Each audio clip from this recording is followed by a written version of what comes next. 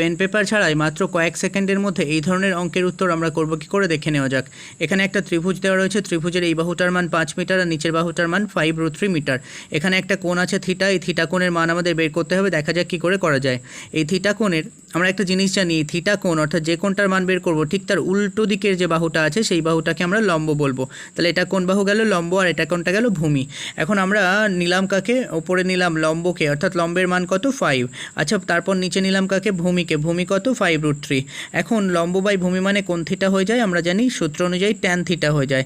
5 কেটে গেল, ওপরে কিছু নেই মানে 1 রয়েছে, তার মানে ওপরে রইল কত? 1/√3 আর এদিকে রয়েছে কত? Tan theta.